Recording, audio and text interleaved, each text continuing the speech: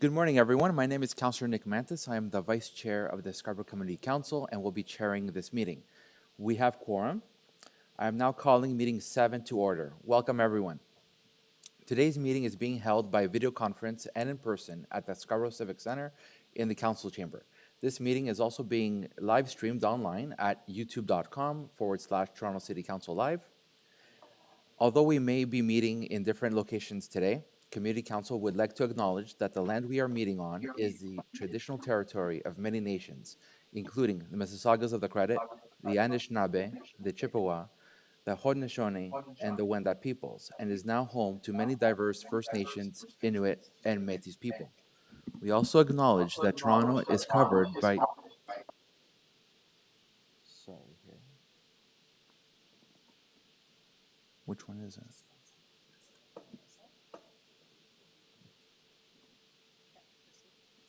We also acknowledge that Toronto is covered by Treaty 13 with the Mississaugas of the Credit and the Williams Treaties signed by multiple Mississaugas and Chippewa bands.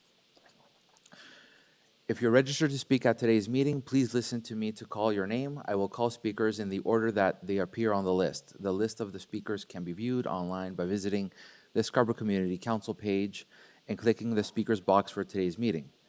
Members, the City Clerk has provided all agenda materials on the City website and on CMP, the Clerk's meeting portal. Clerk's IT staff are available to members if you need help with your devices. I also want to remind you to please submit and approve your motions by email. Staff are available at sec@toronto.ca to help with motions. Are there any declarations of interest under the Municipal Conflict of Interest Act? As I see none, we will proceed. May I have a motion to confirm the minutes from our last meeting on June 27, 2023? Councillor Myers. All of those in favor? Carried. Thank you. We can now go to our items. So, I understand that we have some new business items that need to be added to the agenda. Councillor Myers, would you please introduce your item?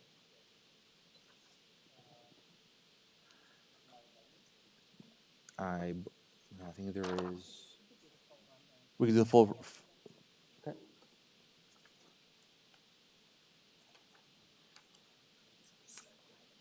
Item 1. All right. So.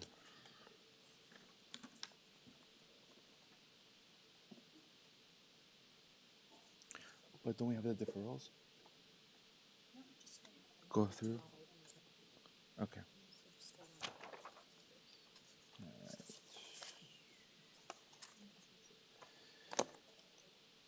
So we'll start with SC 7.1, Woodside Square Planning Review, City Initiated Official Plan Amendment Final Report. Councillor Myers? Hold. SC 7.2, 1571 Sandhurst Circle, Zoning Amendment Decision Report Approval. We'll hold it since we have speakers on the item.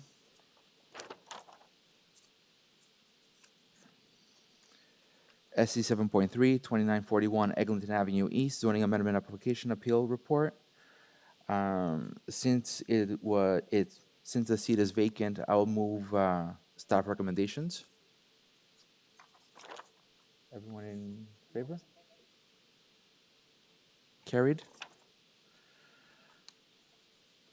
SC 7.4, 36-40 Ellesmere Road, Zoning Amendment Application Appeal Report. Councillor Thompson?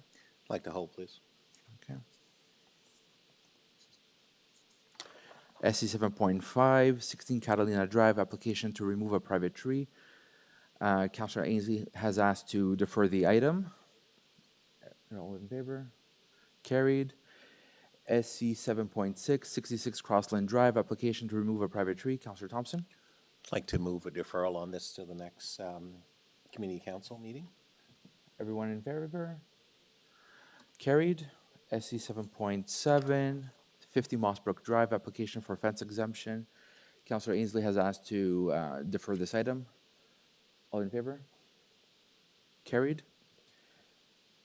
SC 7.8, Kingston Road at Orchard Park Drive and Kingston Road at West Hill Drive, turn prohibitions. Councillor McKelvey. Thank you. I have a motion to withdraw for it to come back with more work. we can put it on.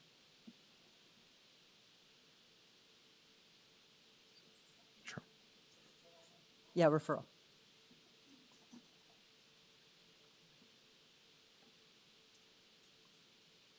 Okay, so it's just referring that it come back next month with additional measures to facilitate proper use of the westbound turn prohibition and the status of the timeline for road speed limit reduction on those two streets.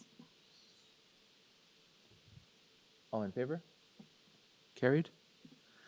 SC 7.9, Orchard Park Drive Parking Amendment. Councilor McKelvey? I'd like to move staff recommendations.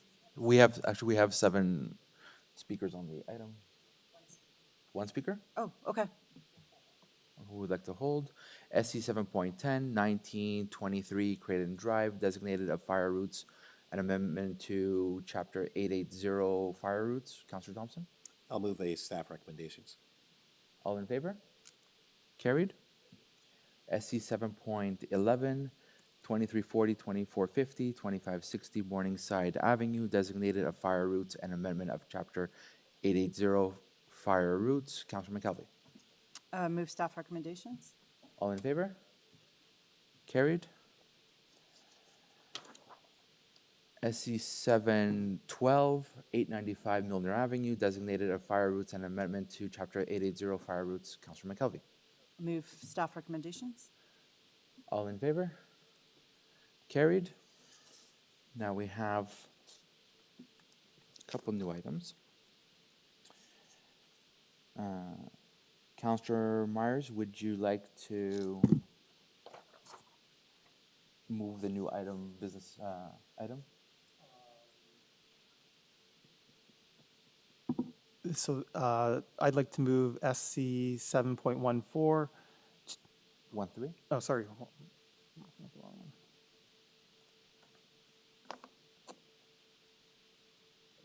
7.13, 55 Macfrost Way, Assumption of Services, Calexico Holdings, Inc., Plan 66M-2541, Subdivision File 14267-698, ESC 42SB. I'd like to move staff recommendations.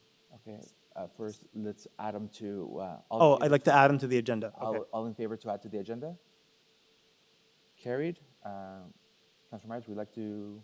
Move staff recommendations, Staff please. Recommendations. All in favor? Carried. SC 7.14, 222 Centennial Road and 35 Acheson Boulevard, assumption of services, the Orchard of West Hill Incorporated Plan, 66M-2538, Subdivision File 1314-7461, ESC 44SB. Councilor McKelvey? I am so glad you read that title for me. That's a long one. I'm just moving to add this to the agenda. Staff inadvertently omitted it. I'm also happy to move the recommendation. Okay, so all in favor to add to the agenda? Carried. All in favor to move staff recommendations? Carried. SC 715, Elaine Lennox Court Assumption of Services, Glen Rouge Homes, Boydwood Incorporated. Councilor McKelvey? Likewise, this was inadvertently omitted from the agenda. It's an assumption of services for a new road, and so I'm moving to add it to the agenda, and I move the staff recommendation. Just a point of order, Mr. Chair. So we've heard from Councilor McKelvey that this has been inadvertently omitted from the agenda. How is that possible? It was late. I think it was late. But Staff why? want to answer? Sarah? Madam Clerk? Engineering and Construction Services didn't submit it to the clerk. These were reports from July, so they're just submitting them now. Right, still doesn't answer my question. Reports were from July. Why were they just submitted now? Correct, they're just being submitted now. Yes, but why? Maybe Engineering and Construction is here. I can't explain. I'm sorry? I can't explain what Engineering and Construction, So is there someone from Engineering and Construction here? Can answer that question? Yes, through you, Mr. Chair. It was some issues with the AFS, the forecasting system where we put the items on the agenda. And somehow what has happened that when we put on the agenda, the person putting on the agenda missed the attachments. And that's why it didn't made it way to the agenda. So that was the reason. And when the agenda was published, we realized, oh, these 3 reports were missed. And we requested the respective councillors if they can pass a motion so that the clerk can add this one to the agenda. So that was the minor glitch there.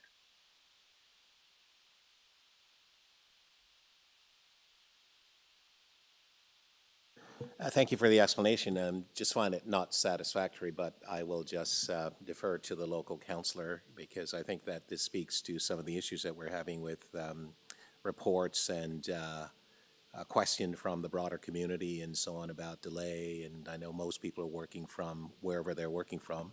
They're not working from this building, and I'm very concerned about that, and I really think this speaks to that. And Mr. Chair, I'll leave it to you and perhaps with the clerk and to city staff, respected staff, to ensure that reports that are due are able to come through the committee process, through the process in order to be here on time, because this really speaks to a bigger issue that we're hearing. I'm not alone, I'm sure, that all of us are hearing from the broader community about delays, and this is the reason why I'm simply asking this question. So when we sort of just ad hocly accept these things as being given that they were delayed for whatever reasons without any understanding and explanation, I find it rather problematic. And I'll just leave it at that. Thank you. I move staff recommendations, and I move to add it to the agenda, and I do appreciate and understand Councillor Thompson's frustrations and do share them. Motion to add to the agenda? Carried. Motion to move staff recommendations? Carried. SC 7.16, Collinsgrove Road and Kingston Road, intersection safety improvements. Councillor McKelvey? Thank you. So this is actually related to the one that I've asked to refer for more work, but I've been advised that it needs to stand alone as its own motion. So it's just recognizing that a intersection just west of there also has some safety issues. So we'd also like staff to have a look at that one as well. Motion to add to the agenda? All in favor? We're moving. And I'll move the recommendation in there. Moving staff recommendations, all in favor? Carried. Now we'll go back to SC 7.1.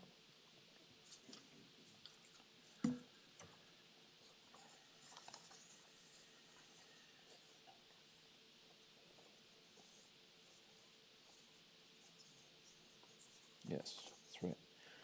Woodside Square Planning Review, City Initiated Official Plan Amendment, Final Report. Councilor Myers? There are no deputations on this? No. I would like to move a set of amendments to the application, to the motion, sorry. Okay. Madam Clerk, can we put them on the...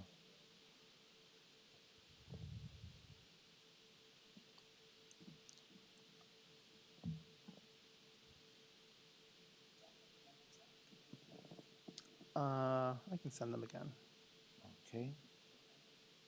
Let's go then, I guess, to... Yes.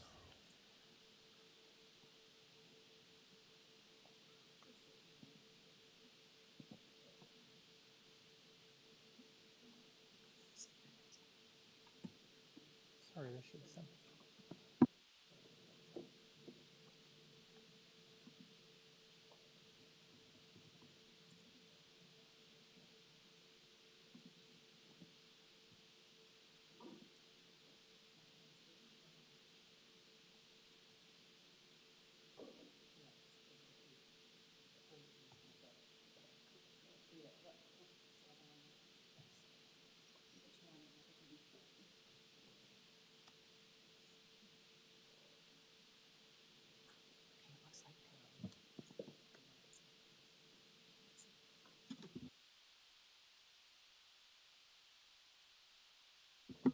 Councilor Myers? Yes, sorry about that. So I'd like to move the recommendations for item 1. Okay. All in favor of moving staff recommendations? All in favor? Carried. SC 7.1. That's for 7 point, it's for 7.2. Oh. Yes, Mike. SC 7.2, 1571 Sandhurst Circle, zoning amendment, decision report approval.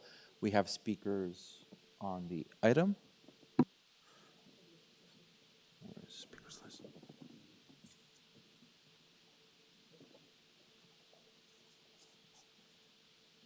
We have Courtney Huron Monk from Bosefields Incorporated and Lan Juan. Courtney, would you like to speak?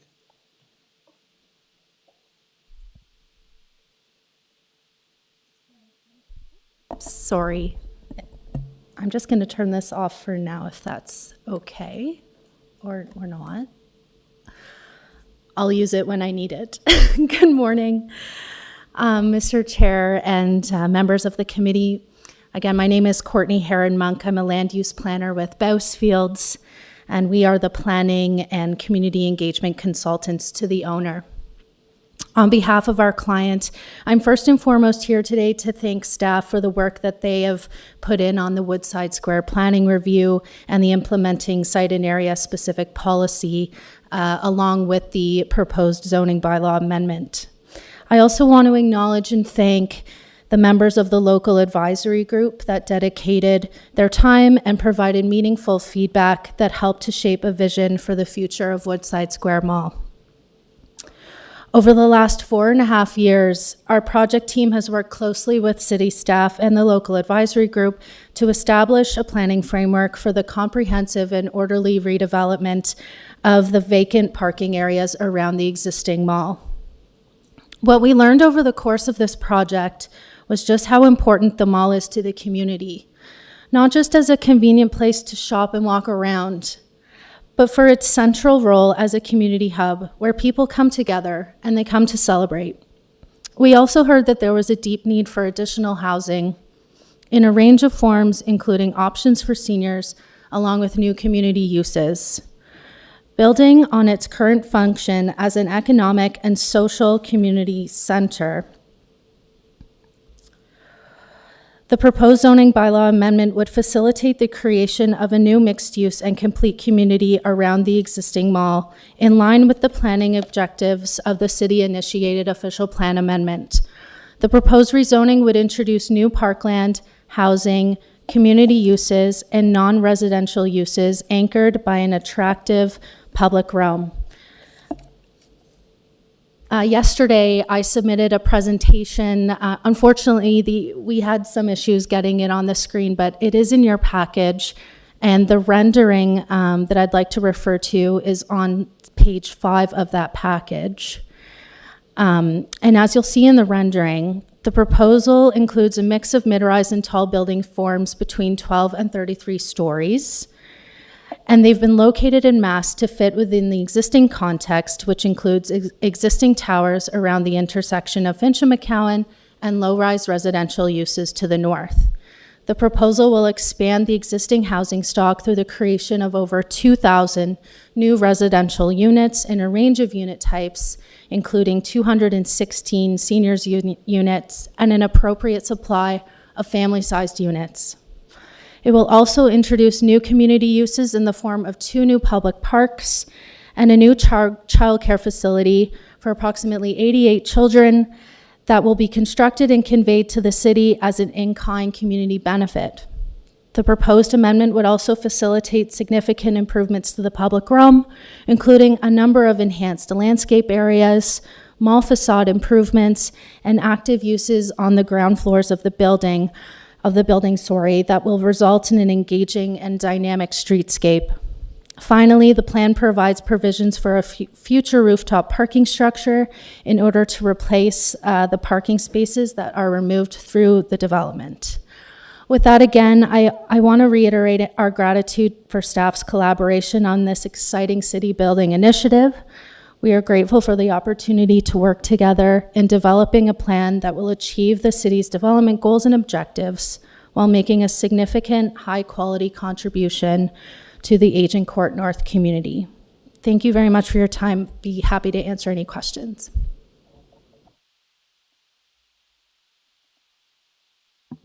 Thank you, Chair. Through the Chair, so thank you very much for your presentation and all of the work that you've done with the community. So obviously most of these consultations and the work done was done by my predecessor, but I would like to ask some questions based on some of the community feedback I've received. So you've spoken a bit about the need for housing. Residents expressed the need for housing of all types. Could you talk a bit more about some of the housing that you've made available for members of the community, specifically affordable housing, housing for seniors, and so on? Through the chair to Councillor Myers, to Councillor Acheson. Myers. Myers, yeah, okay, your name tag. Should be sitting there.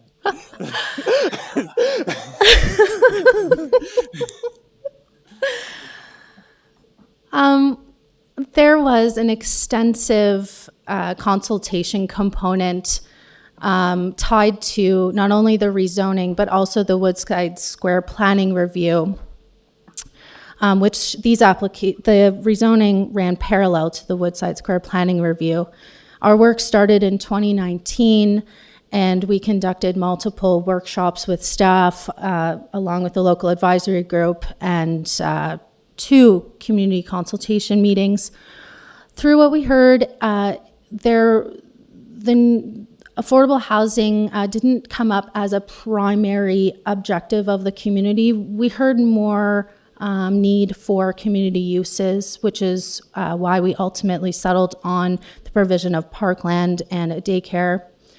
The proposed unit mix meets the city's growing up guidelines in terms of the number of 3-bedroom units, and exceeds the growing up guidelines in terms of the number of 2-bedroom units. The proposal also includes some townhouse units in the base of the buildings, and the proposed zoning bylaw amendment would secure a minimum amount of gross floor area for seniors housing. Thank you. So you said in the community consultations that affordable housing didn't come up, which I find, or it wasn't as prominent as other community uses, which I find curious given that, we are in the midst of an affordability crisis. And that is the number one issue I deal with almost on a daily basis is people who lack housing, they are facing eviction. So I'm just curious, what extent did you go to make sure that all members of the community were properly consulted? So I'm thinking particularly members who, for maybe English is not a first language, younger members of the community, people perhaps on the lower income threshold. How did you particularly go out and engage those members of the community? Sure. So in terms of inviting people to the table, of course, we followed the Planning Act provisions for the circulation for community meetings. For the young folks, I know that planning staff through the Woodside Square planning review consulted with the students of the adjacent high school. The applicant had boards created and mounted within the mall that were translated into traditional, I think, and simplified Chinese. And the local advisory group was made up of a mix of community stakeholders and members. Were any of those stakeholders particularly representative of persons or community associations that work with people who are particularly who could be defined as marginalized, recent immigrants, people, hourly workers, people on the lower income of the economic threshold? Is that, I would say yes, but is that something that perhaps staff want to speak to?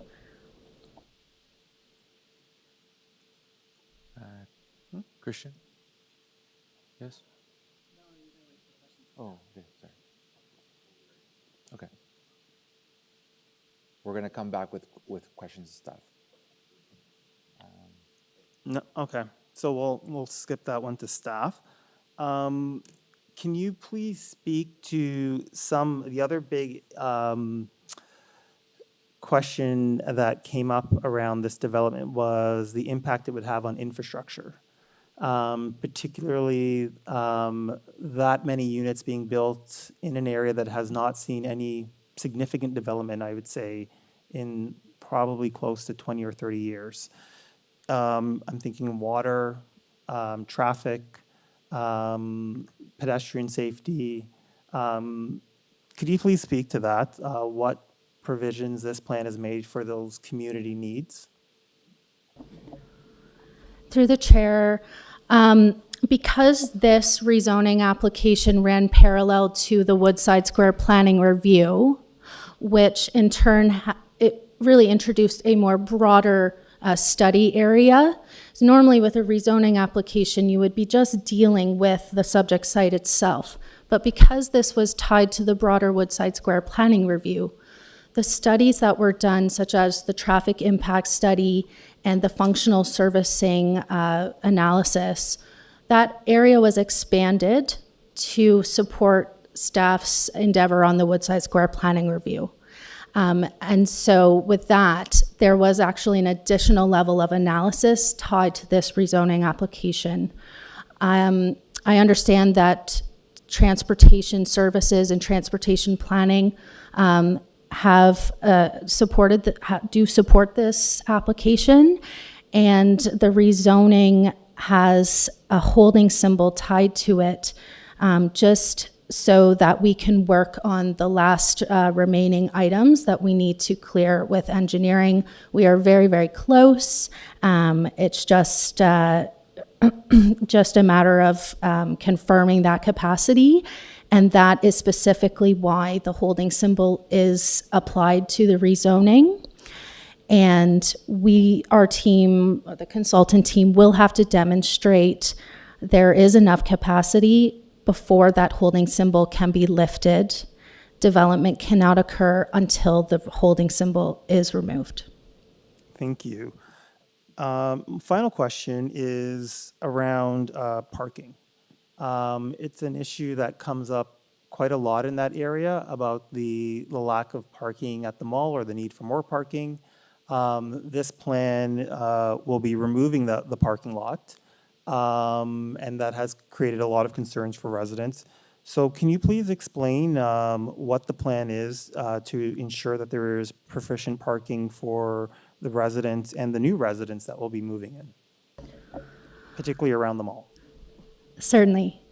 So through the chair, one of the components of the application included a detailed phasing plan, which laid out a plan for the introduction of the new residential and mixed-use buildings, and a strategy to balance how we introduce the new uses with making sure there's enough parking. So as I said, the development will occur in phases over a long period of time, over many, many years. Initially, the proposal had mall parking proposed within the base of the new buildings.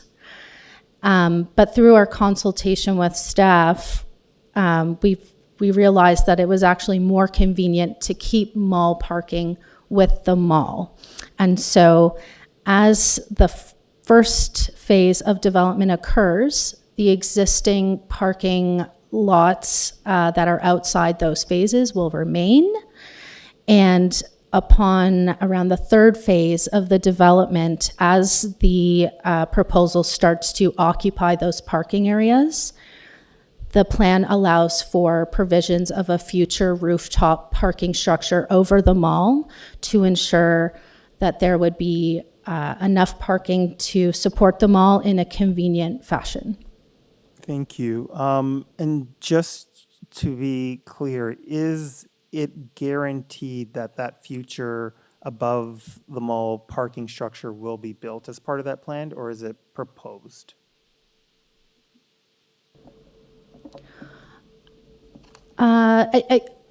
There's provisions for it. The bylaw has been crafted in a way to protect for its provision. It needs to be provided to support the mall parking, but in the event down the road, way into many years, if the mall, a portion gets demolished, the bylaw has also been written in a way that protects for the number of parking spaces per square meters of the mall. If that So, is helpful. so just for my clarification, there is no guarantee that the parking structure, parking structure will be built, because there is a provision that potentially the mall itself will be redeveloped, which would negate the need for that structure. That's right, and that's the way that the site and area specific policy has been written. It's that a rooftop parking structure may be provided. Okay, thank you very much. Any other questions to Ms. Monk? Um, From other counselors? Seeing none, we'll move to the next speaker, Liang Yang Wan. Liang Yang?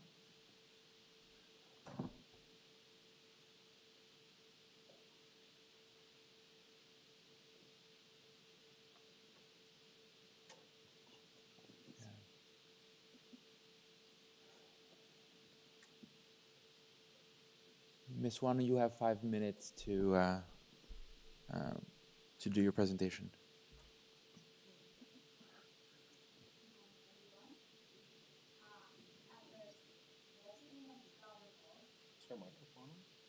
Should be.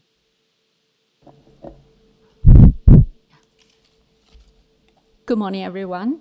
As a resident of Scarborough North and a constituent of Ward 23, I'm thankful for the opportunity to express my concern and opinion about the city-initiated proposal to amend the existing zoning bylaw in city planning in connection with application number 19182375 ESC 23TM.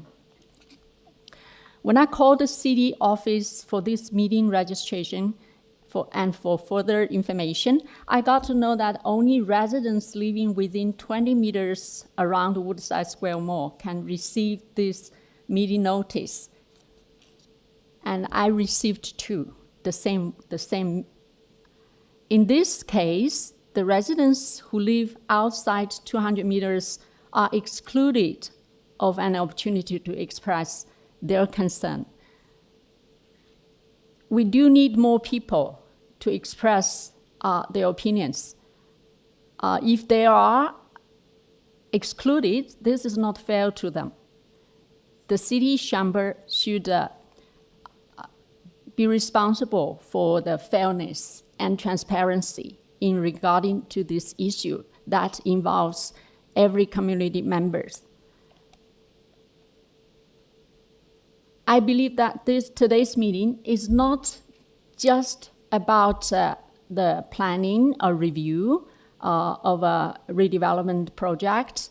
It's about law. We know that in Canada, commercial area is normally separated from residential area.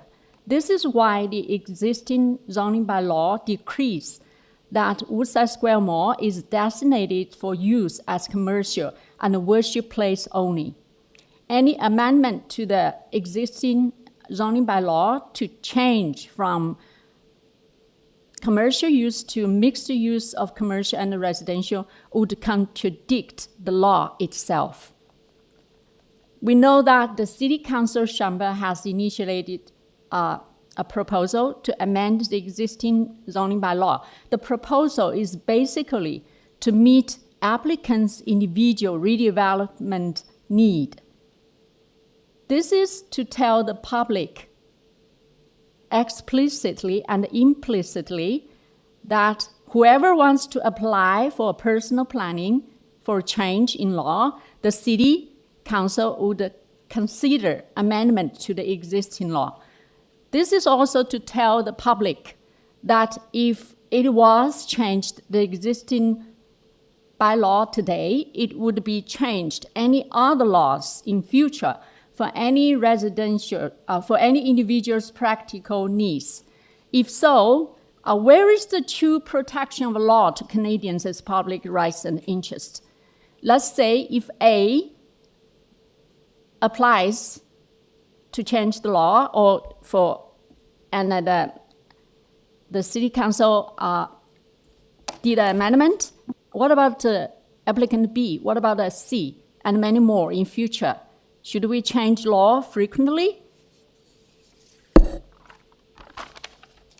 And it is a common sense that Toronto Police is authorized by law to protect and serve people in law. And the police are not lawmakers, but the law executive to make sure citizens abide by law without breaking laws. The same is the municipal council that should work inconsistent with the law.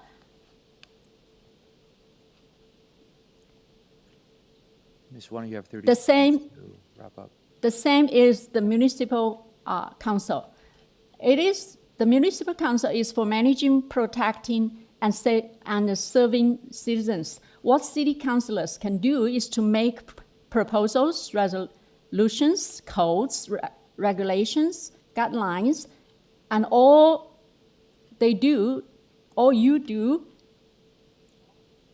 you make are subject to the existing law and to be inconsistent in the governing law without contradicting and confusing, without causing any contradiction and confusion.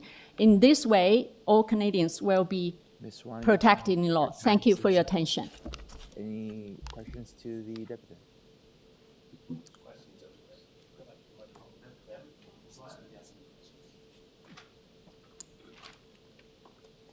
It's Ms. Nguyen. Yes. Hi. Hi. Hi. Thank you for coming out to deputing today. So I'm just curious, you know, this is clearly something you care about.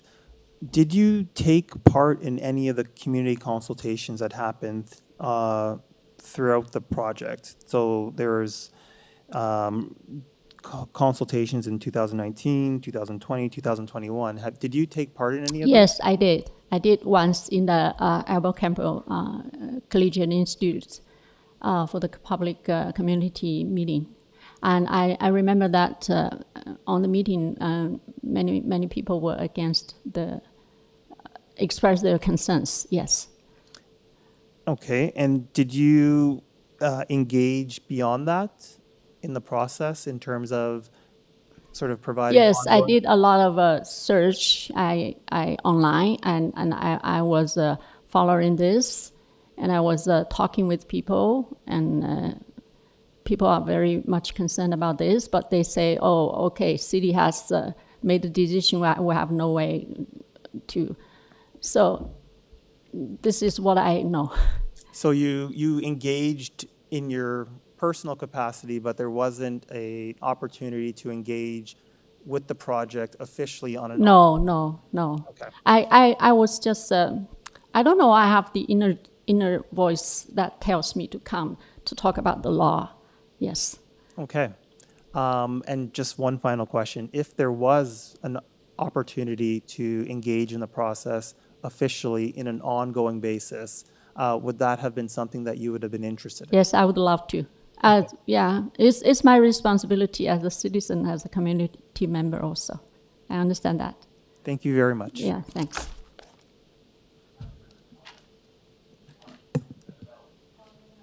More questions? Yes. Mr. Chair, I wonder if you can start my time. Thank you, Mr. Chair, through you. And good morning, and thank you very much. Good morning. I just wanted to understand the issue.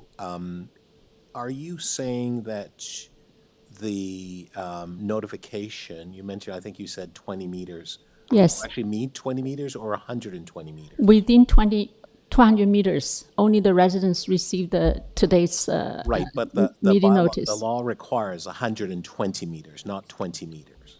It's 120 meters. But I'll ask staff that question. I heard 200 meters around If Woodside it's, Square Mall. it's 200 if the local councillor changes it.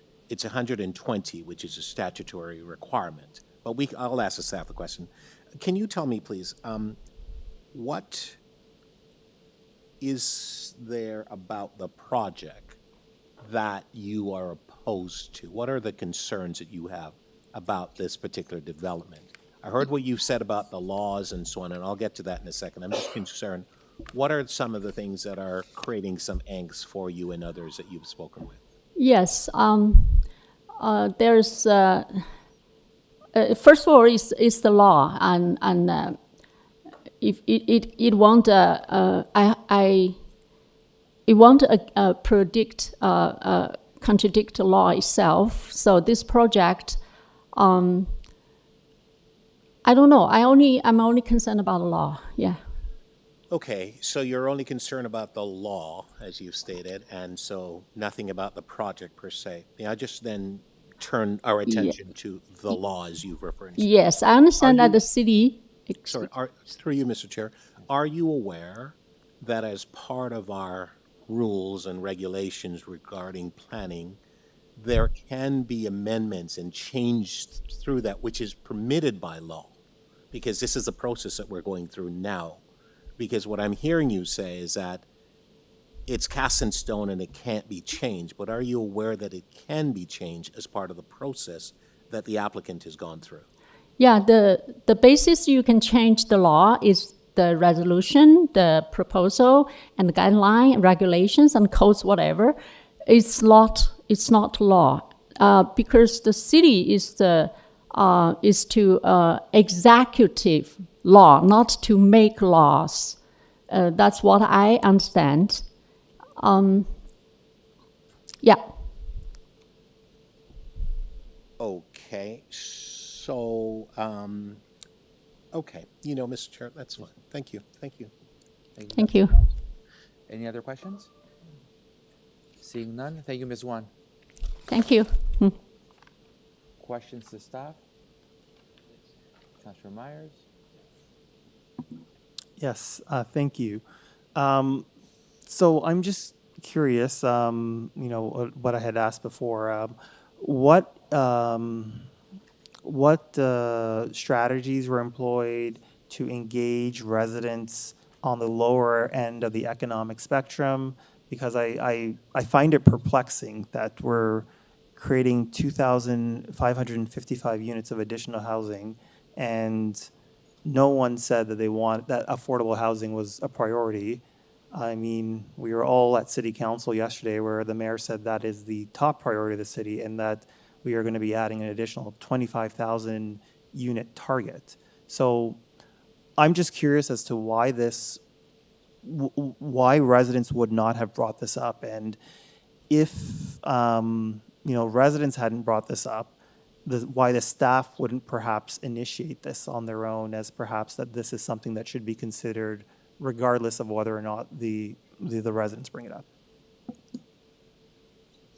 Thank you, Councillor, and through the chair, I'll take the first piece about the makeup of particularly the local advisory committee, because that's where there was targeted outreach, and then try to answer your second question about the housing. So the local advisory group was by application. So at the initial launch meeting, which was attended by a couple hundred people, we invited applications to the local advisory group and specifically engaged with that local advisory group with folks who were at various levels of the economic spectrum. So, a recent college graduate who lives near the site, long-term residents of Agincourt North, representatives of Yi Hong, for example, who work with seniors and also address matters of affordability within that part of the population, and did targeted outreach to try to fill the gaps of that local advisory group. We also met with students and through World Town Planning Day, and were in the mall when we could be in person for Planners in Public Spaces, the program where we set up a tent and ask people questions. So it was definitely raised. Housing affordability was definitely raised. It wasn't necessarily rising to the top of the issues list. However, affordable housing is now an in-kind community benefit. So in terms of securing it through the application, the community benefit charge equates to an amount that would deliver over a long period of time only a few units a building, not a few, but 77 across the entirety of the development site, which is less than 4% of the total units proposed. So From an in-kind perspective, the site was large enough to create a place and space community benefit. So staff are recommending that the daycare be chosen as the in-kind community benefit. If the mall building were to be redeveloped, the site and area specific policy, which was just adopted by Community Council, identifies affordable housing as the top community priority. So that in-kind benefit on those lands would be affordable housing. Okay, thank you very much for that. So so just another quick question, something you said, that you depended on people signing up at the initial launch meeting to sort of form the local advisory group. Did you do any, or did the councillor do any ongoing research or outreach to members of the community who maybe missed that meeting, perhaps weren't aware of just the scale of this proposal? Was that sort of ongoing engagement being done? And I understand it was COVID, so things were a bit different, yeah. Again, through the chair, so the lifespan of the planning review predates our pivot to virtual platforms. So the first series of events were held in person in the mall, a launch meeting and World Town Planning Day with the adjacent high schools. There was specific target outreach to try to, again, address if there were any gaps, if you will, in the membership of the local advisory group. There was also a website established, maintained by the planning lead of the study, and all notices were translated, as the consultant, Courtney, Ms. Heron-Monk said, into simplified and traditional Chinese. We also, for the second large community meeting on the zoning bylaw amendment and the planning review, had real-time translation services available for the meeting in both traditional and simplified Chinese. So we did our best with mail drops. I don't want to step on Councillor Thompson's question, but the notification area was expanded to 300 meters on the zoning bylaw amendment application. And to launch the study, we did a mail drop. So every mailbox in the ward south of McNichol got a notice in English and Chinese for the first meetings on the study. Thank you. Councillor Thompson? Thank you. You can step on my questions anytime, Mr. Francesca. Thank you. So let's just unpack that a little, because it's always disconcerting when someone comes and says, look, we weren't notified, or the notification didn't go far enough, and so on. What is the legal requirement on an application? That number, firstly. The statutory under the Right. Planning Act? Yeah. The clerk could correct me if I'm wrong, but it's 120 meters from the 120. site, plus registered interested parties and a Right. prescribed list of Right. bodies So and you individuals. can expand it. And Yes. and in addition to that, the local councillor can ask for an expanded notification. That's correct, which Councillor Lai did through the adoption of the preliminary report to 300 meters on the zoning Right. and a mail drop on the planning review, which And maybe was just say, God, thousands of right. notices. And maybe we just say, God rest her soul, as she is now passed. May she rest in peace. Yes, may she rest in peace, indeed. So, okay, that's helpful, thank you.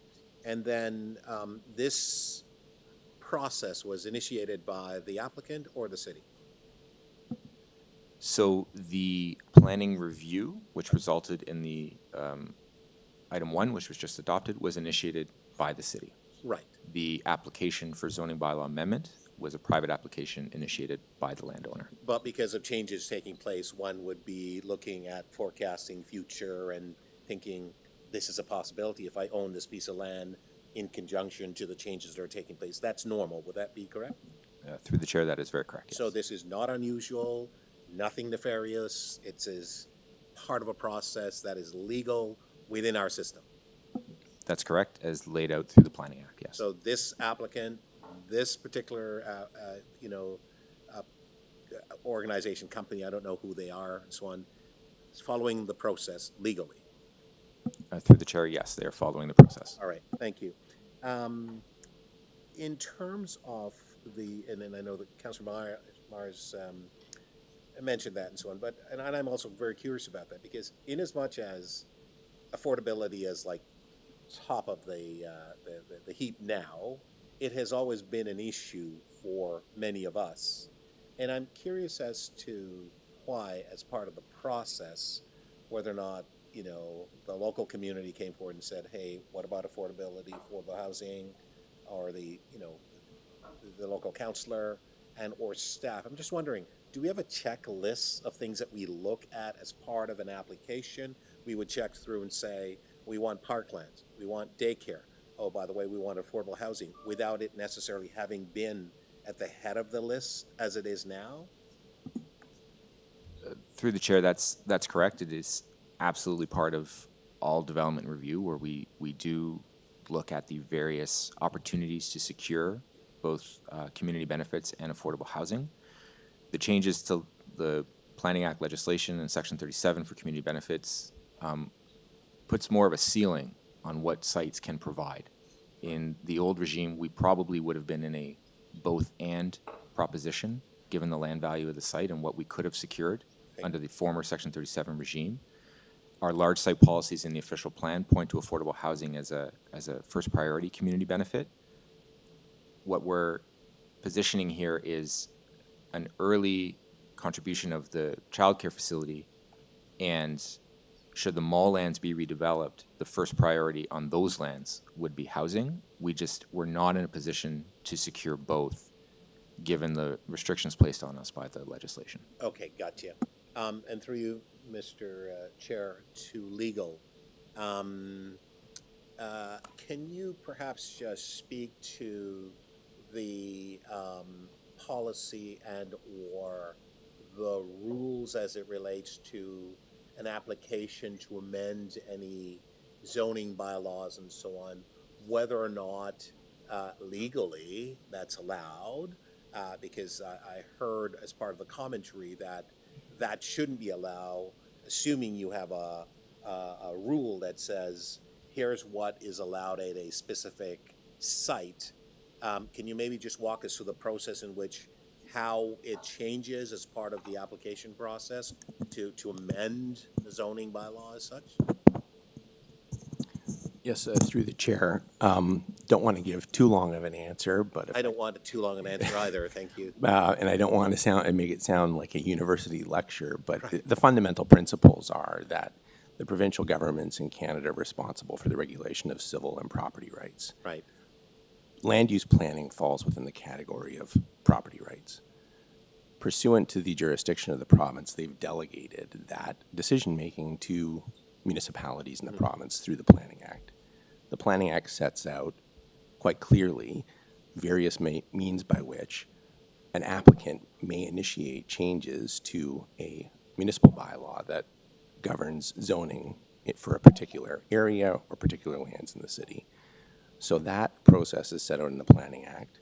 There are various rights of appeal, for example, under the Planning Act in respect of applications, and there is requirements for community consultation with respect to applications, which have been alluded to earlier by my colleague, Mr. Ventresca. So there is contemplation within Canadian law for landowners to come forward requesting changes to bylaws with respect to land use planning, and that is what has happened here. Okay, thank you. Those are my questions, Mr. Chair. Thank you, Councillor Thompson. Any other questions to staff?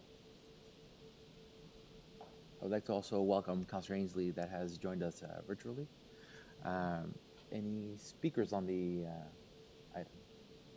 Councillor Myers. So I'd like to introduce my amendments. We can put them up on the screen.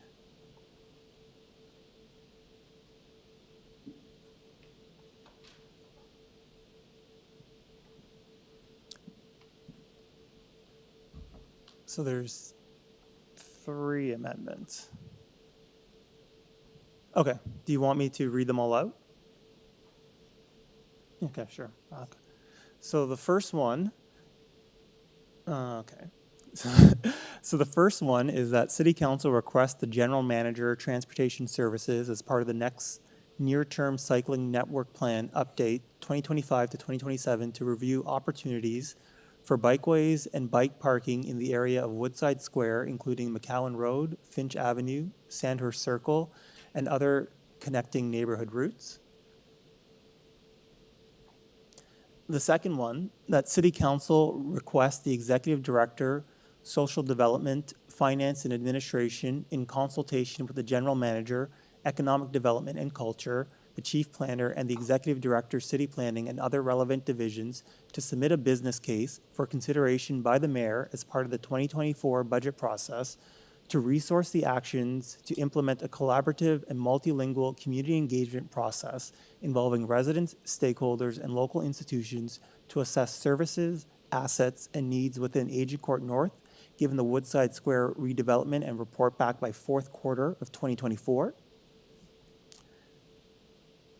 And the final one, that City Council require, prior to the first above-grade building permit for any building on any new part of the site, the owner to provide a letter, to delete the recommendation 9, which states that City Council require, prior to first above-grade building permit for any building or any part of the site, the owner to provide a letter of credit to the city for the market value of the North Park in Phase 5, as described in Recommendation 8, to the satisfaction of the General Manager, Parks, Forestry, and Recreation. The letter of credit will be released to the owner once the park block has been conveyed to the city. So the last recommendation is deleting that one. So I just want to start off by first thanking the deputant that came in today and thanking the community members that have reached out to me and who have, provided their thoughts and feedbacks officially. And I'd also like to thank the developer who I see there, N95, and of course city staff who I know have worked very, very hard on this. So I'm not against this project. There are a lot of good elements in this. This project includes a desperately needed daycare for the community, as well as 216 units for seniors, which I know the developer is very committed to doing. I understand that the community has concerns, and those concerns are legitimate. During my election campaign, I made a promise to ensure the best quality of life possible for the Woodside area in the context of the development, and these are what my amendments are aimed at doing. The developer has entered into negotiations in good faith with the city, and has communicated with our office their expression to have good intentions with this development and make sure that it is in the long-term interest of not just the residents, but also the mall and the business owners in the mall.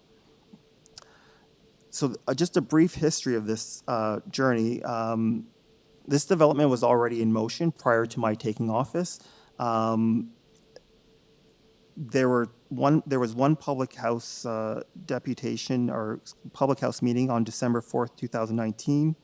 The local advisory group meetings met 3 times, August 20th, 2020, July 19th, 2021, and July 21, 2021. And there was a community consultation that also took place on May 12th, 2021. As Christian stated, changes to city planning processes through Provincial Bill 23 and 109 have reduced Toronto's autonomy over such developments, and what type of community benefits can be secured through these developments. And that's what I'm hoping my amendments can do, that we can move the dial forward to meet some of the community needs that are very real through other avenues that the city has, through budgeting, and specifically to make sure that, the needs of the community for mobility are met, and that there is a process in place to see what are the actual community needs of the community through a proper ongoing multilingual consultation.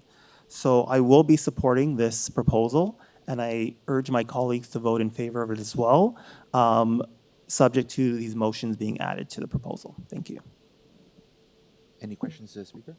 Yeah, thank you. Sorry. Thank you, Mr. Chair. So the first one, I understand. So looking at improving the cycling network. The second one, I understand. I think that's linking with kind of the new process that we want to have for identifying community needs. But I don't understand why the deletion and why the omission of park space. So it's not an omission of park space.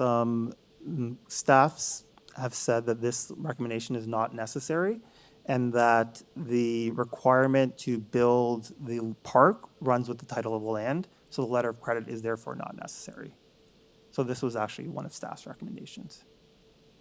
So there'll be park space, There will be park space. not delivered through this mechanism.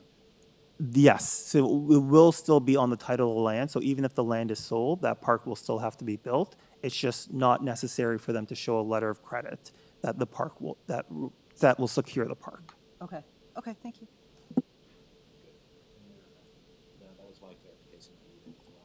Sorry, I should have said that.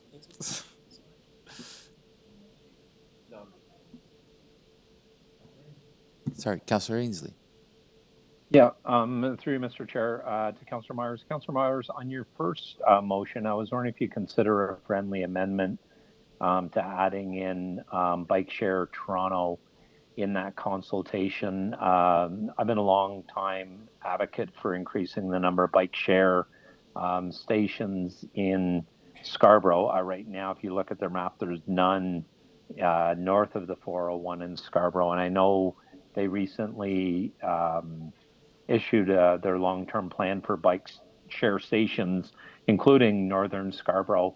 So I just want to put in there the friendly amendment that Bike Share Toronto be included in that discussion. Thank you very much, Chair Ainsley, and I would definitely like to add that to the motion. Okay, thank you. Thank you, Mr. Chair. Do we have any other speakers to speak? Seeing none, Oh, okay, okay. we will be voting on the motions. Are the motions all ready?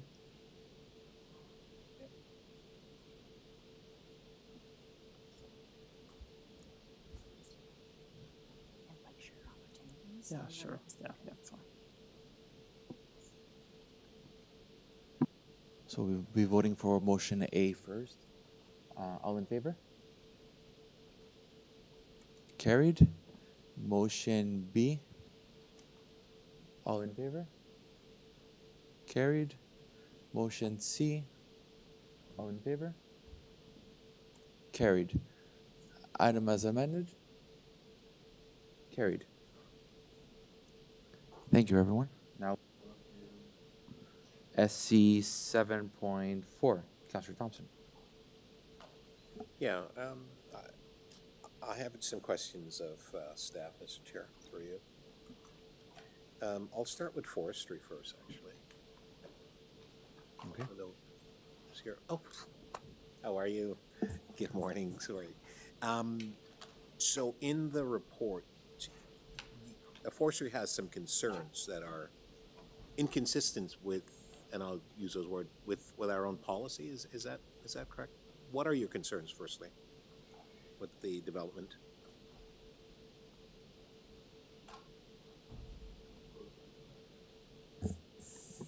Can you hear me? Did you hear me? I did. I have to pull up the. Oh, sure, no problem. Thank our you. comment.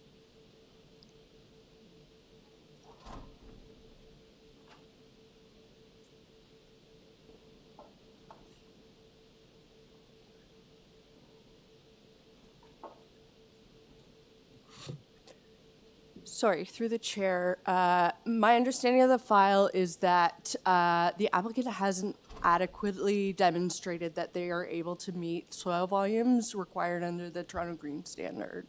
I believe that's our biggest concern at the moment. And what does that actually mean? That they are going to be able to provide enough soil for tree growth. So under the Toronto Green Standards, we have a requirement that a certain amount of soil volume be provided to ensure that we can get long-term tree growth. Right, but in the report you talk about, it speaks to the inconsistency part of City Council's objective concerning the tree canopy cover and do not demonstrate compliance. Yeah, with that's Tier 1. Is the that what compliance to the Toronto Green Standards. Okay, all right, so that's helpful. And that's the issue you have. Correct. All right, okay. Yeah, and with respect to parks and parkland dedication, what's the concern there?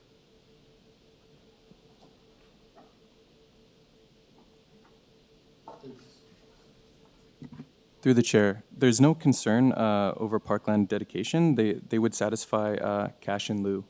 So can this site accommodate, what's the green space, green outdoor amenities and so on associated with this site? How much of the site is allocated for that?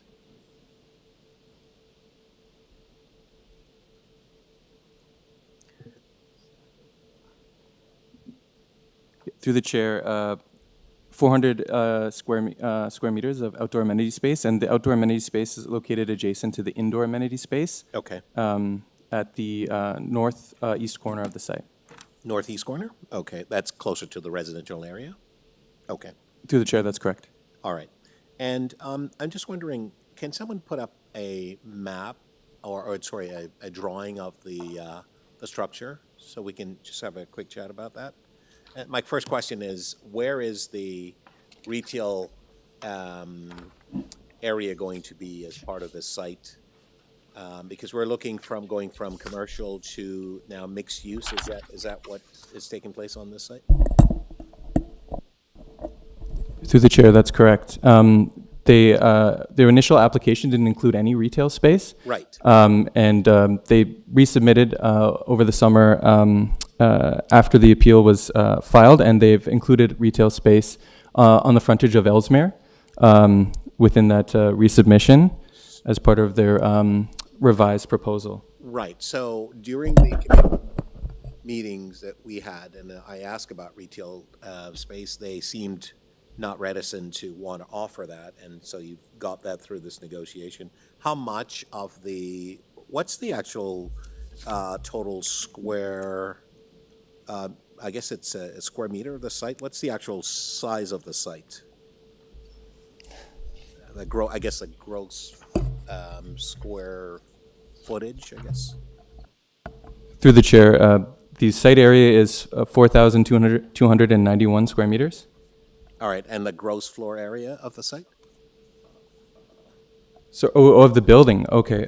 Yes, the building. Sorry, through the chair, yeah. The initial application proposed 14,794 square meters, and the revised application proposes 14,533 square meters, of which 202 square meters are retail space. I'm sorry, that number again? 202 square meters of retail space. 202 square meters, and what does that work out to in terms of square feet?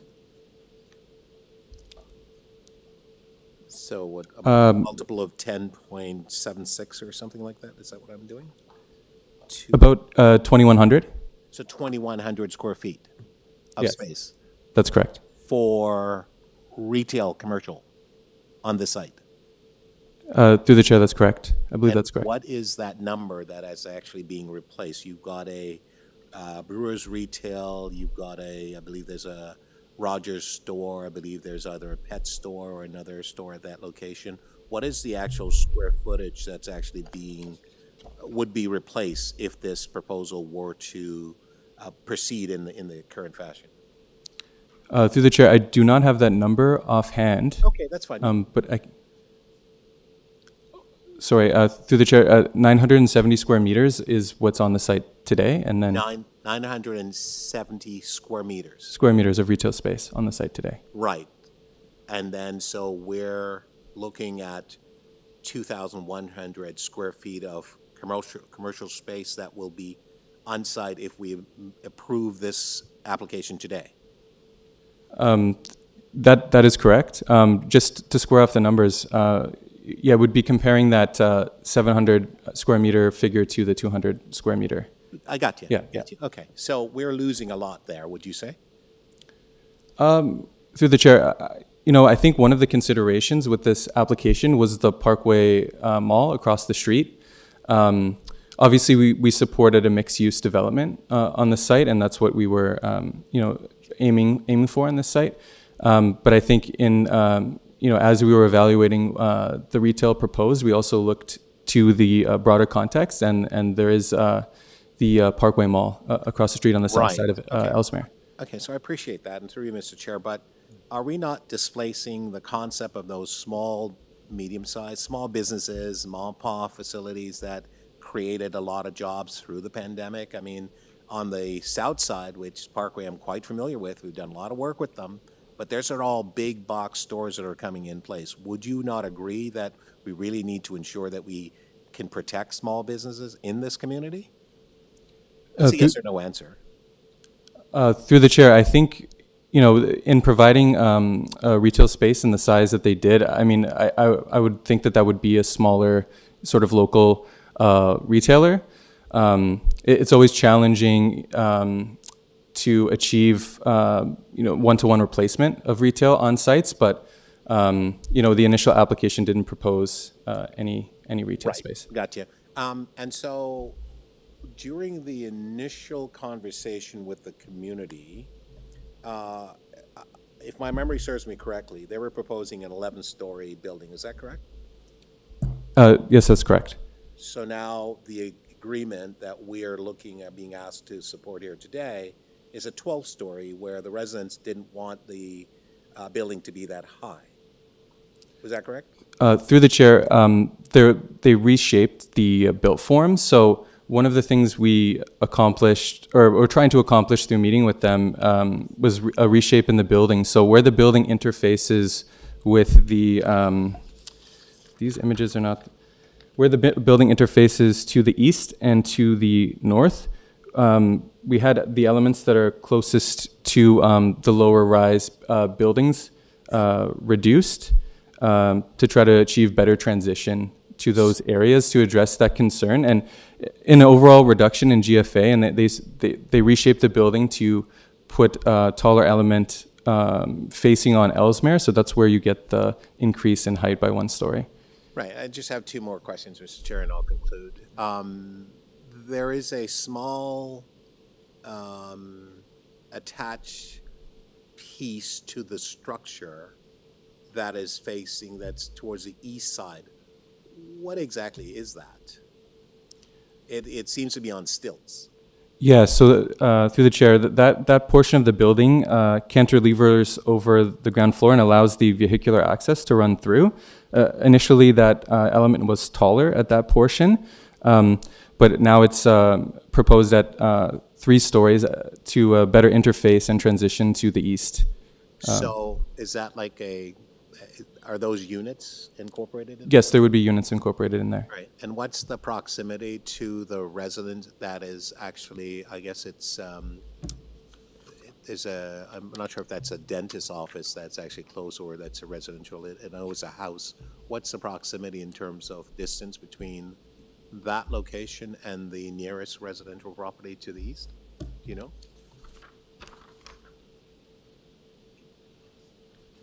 You can get back to me on that if you Sorry, it's hard to see on the images that I printed out. If I could go back to my laptop, I could get the exact dimension. Just before you do, I just had one final question, Mr. Chair. The sort of step back and sort of the scaling of the building, had you looked at other types of design as part of the sort of consideration discussion? I mean, it just seems to be, it seems a large structure. There isn't enough, because some of the issues that residents had around noise and around setback and privacy and so on, have that really been incorporated as part of the thinking and the discussion and negotiation? Because I think residents are quite concerned that not enough consideration has been given to that. Through the chair, yes, through urban design comments and 2 meetings with the applicant before the appeal was filed, we did look at, in particular, the transition elements to the building. Okay, and then affordable housing needs, which was brought up in our community meeting with the residents, which was it was a WebEx or Zoom call, I believe. What has been done to address that concern, that amongst the 9 or 10 concerns that residents had? Through the chair, as we have the in-kind benefits now, and no longer Section 37, and looking at the size of the site and what the sort of the value and potential for a number of units based on that in-kind contribution, we looked at other. Sorry. So are you saying that there are benefits that are accruing to us that we would then set aside the need for affordable housing? Through the chair, Councillor, the size of the proposal may not yield enough community benefit to secure an affordable housing contribution that is of a size that's manageable. Like the 4% cap, as I referenced under the previous item, and the land values in the area, they're taking a charge here, and we can't secure an in-kind benefit for housing because it's an expensive item as it relates to community benefit. Sorry, I missed the last part. So housing, securing affordability in housing in kind would exceed the 4% cap. Oh, I see, okay. So in this case, and it's also before the tribunal, so we're just asking for council's endorsement of the revised proposal. We would still need to secure any level of approval through the city solicitor's representation at the tribunal, and that might not be the appropriate place to negotiate an in-kind benefit because it's under litigation. Right, and it's under litigation, and so what's the timeline in terms of going forward? I mean, I'm very concerned about this application, and I'm afraid today I'm just not going to be able to say I support it, so I'm going to ask for a deferral on this. All right, so how does that affect any timing issue? Or does it? Well, it would prevent the matter from achieving a level of resolution at the tribunal through a case management conference, but it also could, I should also mention, there could be risk associated with that if the applicant then decides to engage in a contested hearing for something that is not currently before council.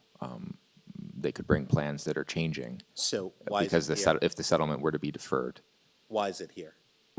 So we just have one choice that I have to say we approve it? I mean, I have concerns. I know my residents have concerns. So is there no negotiation aspect available to myself on behalf of the residents? Because if that's the case, I mean, why bother bringing these things here?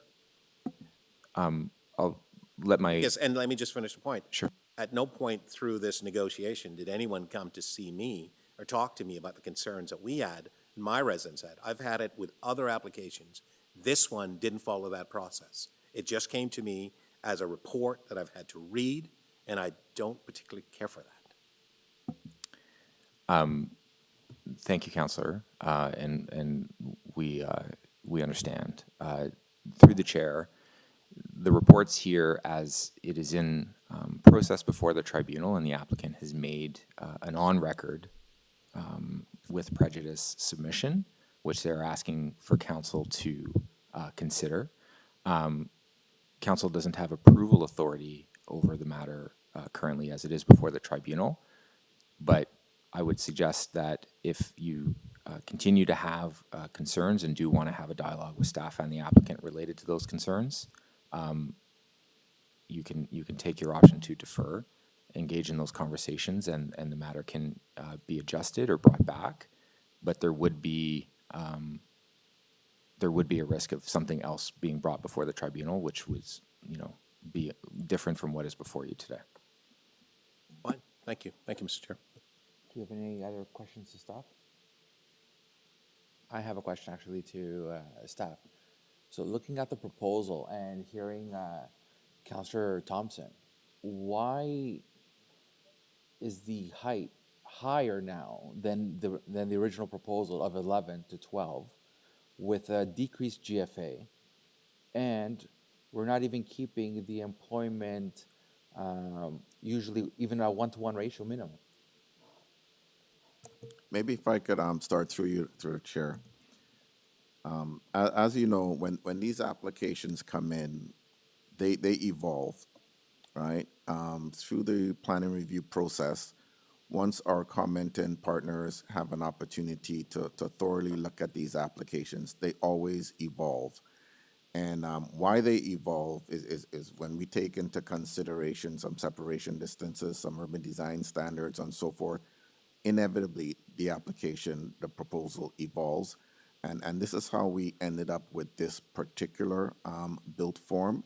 And it's a built form that, that staff is comfortable with. I just want to touch on, you mentioned about let's just say the new retail or commercial uses that are available on the ground floor. What we've found is that with mixed-use development applications, when we do provide, when the developer does provide this type of use, mixed use on the ground floor, it's usually very expensive. And to Councillor Thompson's point about protecting small businesses, I agree, but sometimes when we replace this retail, it's at a rate that's more expensive, and it's not really accessible to small businesses to take advantage of that space. That's something that we're gonna have to work out and find a way to make it more accessible so that we could preserve these small businesses. But that's just what we've been finding with this new retail commercial space. Just one last question on the question. So if it's more expensive to build this type of a form of a building, and it's more expensive to keep the commercial, why did we then go for a higher building with a lower GFA instead of saying to have a lower building with the same GFA? Okay. In that case, if it's more expensive. Through the chair, I think the primary thing we were looking at was the transition. So only a small portion of the building is at 12 stories, and that's oriented towards Ellesmere. And you know, we were looking to get retail incorporated in the first place, and through the transition where they you know, sort of trimmed the built form to the east and to the north, which interface with the lower rised forms. That's where the GFA was actually lowered. So with the building now for the transition that you added the 12 stories, the building is 12 stories. What is the shadow impact? Because I mean, you would have a lower shadow impact at a lower height. Through the chair, the shadow impact is actually improved because the taller elements of the building are located on only the southwest portion of the building. So through the stepping, the shadow is actually improved, and only would impact it wouldn't touch the neighborhood's designated properties to the north. That's actually one thing that we're looking to accomplish through discussions with the applicant. Okay, thank you. Any other questions? Speakers on the item? Councillor Thompson? Thank you very much, Mr. Chair. I'm going to move a deferral on this item, and I want to thank the staff, certainly, in as much as I'm a little concerned about the process. I know that they work really hard and so on, and I know that in consultation with respect to this application with my residents, they brought in a number of concerns. And you know, to be fair to them, they weren't saying that nothing should be done there. They were saying, okay, we understand the need for progress. We also want to know that, you know, element of affordability is incorporated, and affordable housing was a key part of the various comments and concerns that they raised. And I know at the time the representatives for the applicant was adamant that they were not required, or they were not going to put, maybe not necessarily required, but they were not supportive of any type of commercial component to the building, and we were very concerned that to be the case. And I understand the staff comments about, you know, on the south side of Ellesmere, you've got Parkway Mall and so on. But Parkway Mall is still, there's a lot of big boxes that are coming in. I know this because we've been working with them now for the last 7 years or so through the varying iteration of owners. I remember it was initially owned by Credit Suisse, and I was threatened by a lawyer saying, well, we're going to put it through. We know the mayor of the day, and we didn't care what you had to say. And we actually had to create a situation where we brought in the arch of the Metro store that's there. We basically had to denote that in such a way that respects the heritage and the value of the community. And that created a bit of a problem for them, so they couldn't proceed with it, so they sold it. And the other purchaser came in and worked with us, and we have what we have today. I'm concerned with respect to our process that we actually have in place. Forestry has some concerns which I think we need to facilitate and so on. I'm not trying to hold this up, and I'm not against or opposed to development. I'm all for development. We've got tons of development that's actually happening in my community. We have a whole new community that's going to come across Eglinton. It's the Golden Mile. We have the Scarborough Town Center, this precinct here. There's a lot of development, Mr. Chair, that's taking place. What I'd like to see is I'd like to have a sober second process that allows us, as part of this process that's ongoing, and whether or not the applicant is with prejudice going to the board or what have you, that's their prerogative. But I cannot be afraid as the representative of the people in representing their interests. It's not my personal interest. It's their concerns that they have. We have a list of them. And I know the staff has been dealing with a very difficult situation, but I think it's incumbent on us to ensure that we pursue this a little further and have further conversation with the applicant's representative or the owners, along with our staff, on behalf of the community. I would not be doing my job if I simply moved the motion to address the timeline that the staff have indicated that needed to be done and so on. We need some further discussion on this. I am not satisfied with the actual amount of space that's being utilized. It's for the commercial aspect, because this is a busy area, very busy area. So in as much as the cost may be such to rent or lease the space, fact of the matter is that there are opportunities for interested parties to come in and work with the owners and to lease and whatever arrangement they want to create more business and create more jobs in the area. So we've seen a situation where they initially came in with an 11-story application. It's going up to 12. Staff has indicated that it facilitated certain issues and what have you. I would love to see a more step back structure that would create a more pleasant environment. The cantilever approach to where you have some apartment that's over the driveway, quite frankly, that design doesn't thrill me, and I don't know who it thrills, but I guess it's convenient for those who are part of this discussion. I think that there's more to be done here, and I'm willing to take the risk, because we ought not to be afraid of taking actions on behalf of those who've elected us to represent their interests. And so, for those reasons, Mr. Chair, I'm unable to acquiesce and move this forward, because it seems to me that it's really just in form only that we are being able to discuss this today. And I may have heard it incorrectly, but what I'm hearing is that, the council really doesn't have a lot of say in this matter because it's going in front of the tribunal. If that's the case, that's fine. Then don't bring it to us asking us to make a decision on moving it forward unless you are going to accept that we could have further discussion and put forward ideas to refine this. And I'm hoping that we could get to that point on behalf of the community. And of course, hopefully it's helpful to the applicant as well, because when we first started, there was no, you cannot have any retail. The community was up in arms about that. So now, plus also Warrington Road, they wanted to make a pathway through. The community did not want that, and staff were able to successfully negotiate that. And thank you for that, because that was something that they really didn't want. So I'm just simply saying, with what we have here in front of us at the moment, it's not quite where we need to be, and I think we should take just a little bit more time. You've got a process that's ongoing.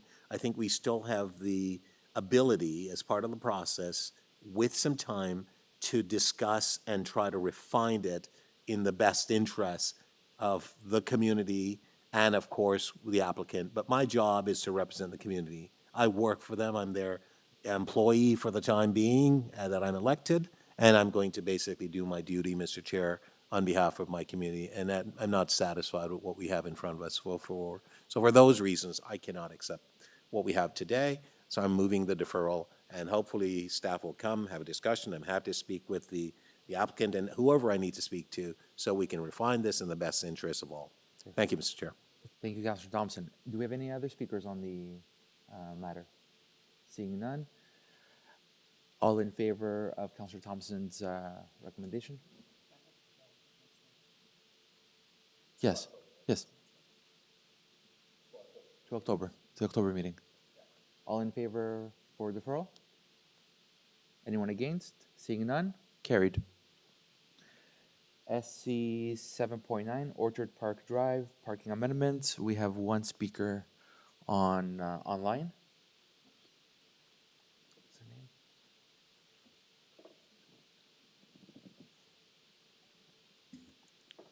David Mitchelson.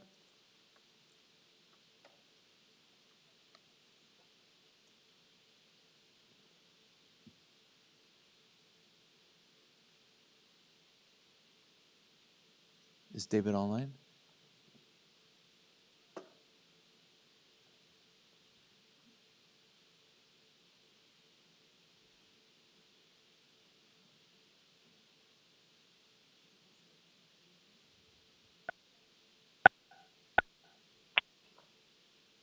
Hello?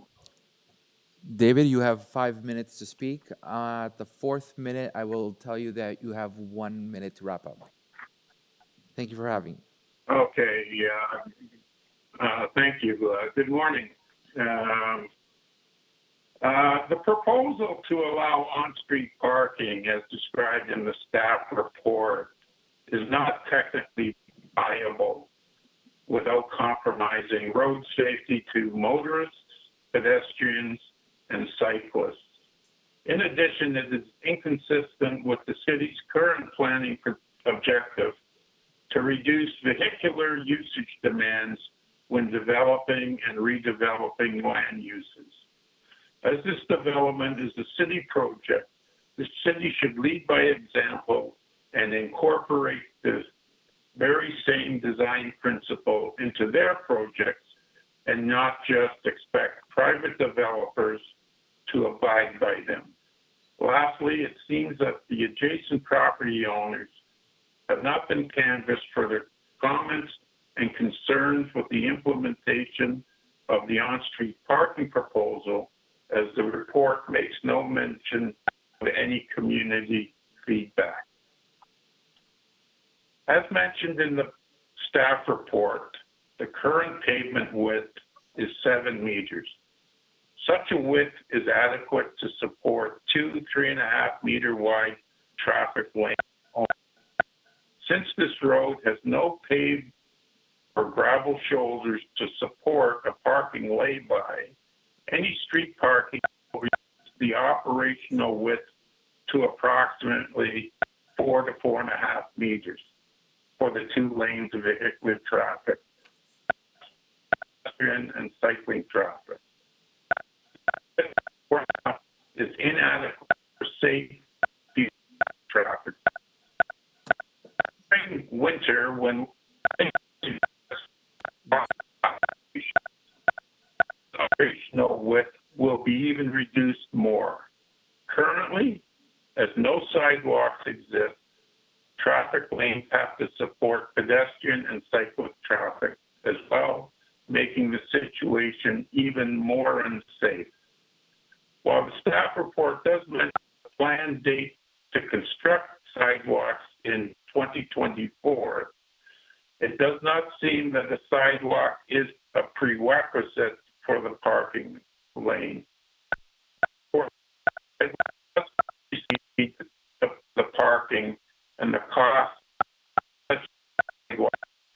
be included as a financial. Mr. Mitchelson, your phone is cutting out. I'm pausing your time. Let's see. We're just having a technical difficulty here, I guess. I think it's something with your system. I can't, I'm just on the phone here, so. I'll continue. In an effort to reduce carbon emissions, the city is trying to reduce the demand for vehicular use and to promote public transit use.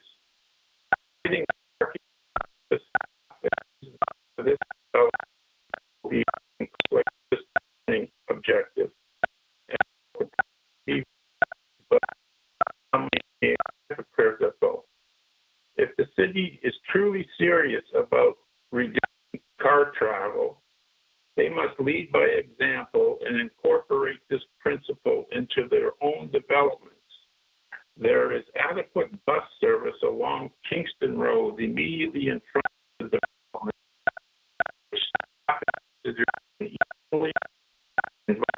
Take property. Lastly, the adjacent property owners and tenants should be consulted to get their input, as they likely have legitimate concerns with the proposal. To proceed without their consultation would be inappropriate. As such, this matter should be referred back to staff for further study and public consultation. Thank you very much for your time today. Thank you, Mr. Michelson. Any questions to the deputant? Seeing none. Thank you, Mr. Michelson, for your time and your deputation. Okay, thank you. Any questions to staff? McKelvey. Thank you. Deputy Mayor McKelvey. So this street is pretty much a mix of industrial, and there's a new rental building apartment being built. There's a supportive housing being built, and there's a daycare with a lot of drop-off driving traffic. So why are you, and it does say that there is a sidewalk coming in 2024. So I guess my first question is, are we on track for the sidewalk installation? And why are you recommending the parking prohibition now as opposed to after the sidewalk is installed? Thank you, through the chair. I can't speak specifically to the sidewalk installation. Hopefully one of my colleagues in the chambers can speak to that. But with respect to the parking changes being advanced in before the sidewalk installation, it was the opinion of the staff, and this is noted in the staff report, that it should not result in any operational issues. It is acknowledged the road is 7 meters in width, which does provide less than the required or preferred width for through traffic and parking. Notwithstanding, this is not an uncommon situation in the City of Toronto, and it's evaluated on a case-by-case basis on low volume streets where there's in situations like this, it was felt that the addition of parking on one side of the street would not result in any safety or operational issues. Okay, and I think you said it there, like this is a very short segment. It's not really something that's used for cut through, like I don't see it, and it's low volume. So are those part of the considerations? Yeah, absolutely. So it is a lower classification road. It is a local street. There's no accesses on the south side of the street. All the properties are on the north side. And there will be low traffic volumes, which would reduce the likelihood of parked vehicles interfering with two-way flow of traffic. So as I said, it's not an uncommon situation in the City of Toronto. Generally speaking, most of these locations we would see with these conditions would be downtown, where streets have two-way traffic and one-sided parking, but it was deemed to be an acceptable condition at this location. And right now, so that low, I think it's maybe 3-4 story rental, that doesn't have occupancy yet, and the new supportive housing modular hasn't arrived yet. So really at this point, this is facilitating staff and construction workers working on these sites. Are they the main people we expect to be using this until the sidewalk's installed? Yeah, absolutely. The other properties seem to have parking on site, so I don't see a great demand for the other adjacent properties having that need and having those spaces continuously occupied. Okay. Can somebody speak to the timing for the sidewalk, just to make sure this is on track for 2024? Because I think it would be great to have the sidewalk installed before the modular opens and before the rental housing opens. Through the chair, the sidewalks are targeted to be installed in 2024. I don't have more granular timing at this point, but we can certainly get back to you on that.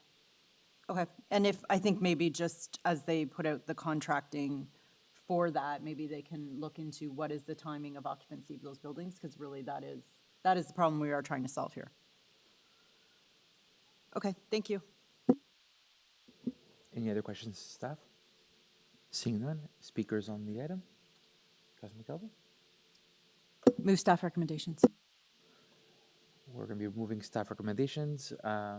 All in favor for staff recommendations? Any opposed? Seeing none, carried. So that is the last item for today's agenda. Do we have the confirmatory bills?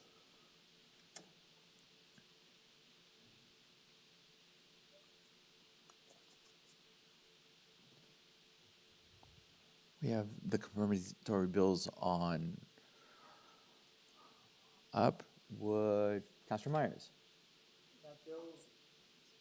That bills 776 to 779, prepared for the September 8th, 2023 Meeting 7 of the Scarborough Community Council, be declared as bylaws and pass subject to Section 226.9 of the City of Toronto Act 2006. All in favor? Anyone opposed? Seeing none? Carried. And do we have anyone? That's it? This is anyone. That confirmatory bills to confirm the legislative proceedings of the Scarborough Community Council acting under delegated authority at meeting 7 on September 8, 2023 be declared as bylaws and passed subject to Section 226.9 of the City of Toronto Act 2006. All in favor? Anyone opposed? Seeing none? Carried. Good morning to everyone. Just point of privilege. I just want to thank Councilor Mantis on chairing a successful meeting. I think it's your first time chairing. Good job. Thank you.